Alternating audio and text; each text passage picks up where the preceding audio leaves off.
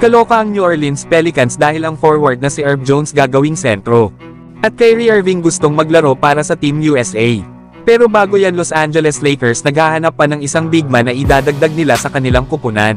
Ito nga ang naging report ni Shams Charania ng ESPN. Sa ngayon kasi ay nagpapagaling pa si Christian Wood sa kanyang naging knee surgery. Bagamat napag-sign nila ang big man na si Christian Koloko para sa kanilang 2-way contract, na nakaligtaan nga nito ang buong mga laro last season dahil sa kanyang blood clot issue, ay hindi pa ito nakaka-receive ng clearance mula sa league fitness panel kaya hindi pa ito available na maglaro. At kahit din naman daw ma-cleared si Christian Koloko ay isa pa rin daw itong 2-way contract na nakaligtaan ang buong mga laro last season.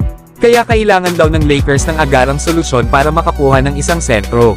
Kailangan din daw ng Lakers na gumawa ng room kung gusto nila magdagdag pa ng player dahil puno na ang kanilang roster. Sa ngayon kasi ay meron ng Lakers na 15 players sa kanilang roster.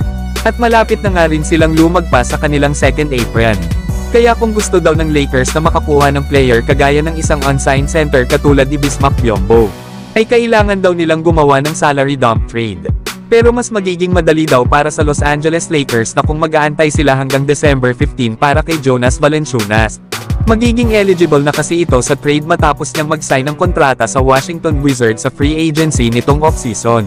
Pero sa ngayon ay aasa muna ang Lakers sa isa pa nilang big man na si Jackson Hayes hanggang sa makabalik na si Christian Wood.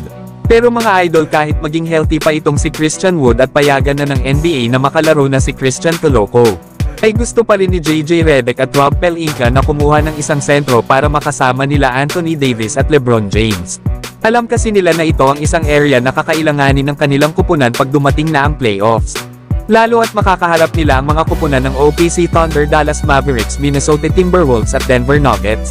Pero kayo mga idol, ano ang masasabi nyo sa plano na ito ng Los Angeles Lakers? Samantalang New Orleans Pelicans gagamitin naman ng small ball lineup. Paano ba naman ay ilalagay nila sa center position itong kanilang defensive forward na si Herb Jones?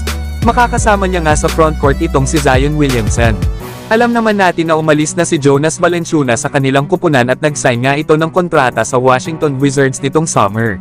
Pero kahit nandyan ang kanilang rookie na si Yves Messi at ang veterano na si Daniel Theis, ay gusto pa rin ng New Orleans Pelicans na gamitin si Herb Jones bilang sentro ngayong season. Kaya asahan na natin na ang bilis sa transition at ang mga outside shooting ang magiging advantage dito ng New Orleans Pelicans sa kanilang mga magiging kalaban. Pero mahihirapan naman sila sa mga kupunan na may malalaking sentro katulad na lang nila Nikola Jokic at Victor Wembanyama. Pero kayo mga idol, ano ang masasabi nyo sa plano na ito ng Pelicans na isa ba itong magandang idea?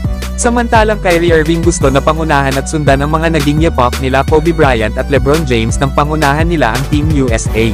Na ayon pa kay Kyrie Irving ay gusto niya daw na maglaro para sa Team USA sa 2028 Olympics. Alam naman natin mga idol na hindi na maglalaro sa Olympics ang kagaya nila LeBron James at Stephen Curry. Habang itong si Kevin Durant naman ay hindi pa sigurado kung maglalaro ba ito sa 2028 Olympics. Kaya naman ay kailangan talaga ng Team USA ng isang veterano at subok na player sa mga international games. At isa na nga dito itong si Kyrie Irving, na gusto niya nga daw na mabigyan ng pagkakataon at patunayan ang kanyang sarili dito sa Team USA. Lalo at marami na nga rin daw na ituro sa kanya ang mga dating players ng Team USA na sila Kobe Bryant at Jason Kidd. Kabilang din ang dating kakampi ni Kyrie sa Cavaliers na si LeBron James. Naplano daw talaga ni Kyrie na maglaro para sa Team USA sa 2028 Olympics. Nasa taon nga na yun mga idol ay nasa 36 years old na si Kyrie. Hindi nga natin masisisi ito mga idol dahil 17 years old pa lang si Kyrie ay naglalaro na ito para sa Team USA. Na kung saan ay nanalo na ito dito ng 3 gold medal. Isa na nga dito ay noong 2016 nang nanalo si Kyrie ng gold medal sa Olympics para sa Team USA. Kaya naman ay nasaktan talaga ito noong hindi siya nakapag-tryout sa nakaraang Team USA para sa Paris Olympics. Na kung hindi pa nga rin pagbibigyan si Kyrie ni Grant Hill ang Team Managing Director ng Team USA sa men's basketball, ay possible na sa Australia na lang si Kyrie maglaro lalo at meron itong dual citizenship. Nasa Melbourne nga kasi ito ipinanganak na doon din naglaro ang ama ni Kyrie ng professional basketball. Kaya abangan na lang natin mga idol bago ang 2028 which is may 4 na taon pa. Kung sa Team USA nga ba maglalaro si Kyrie Irving sa Olympics.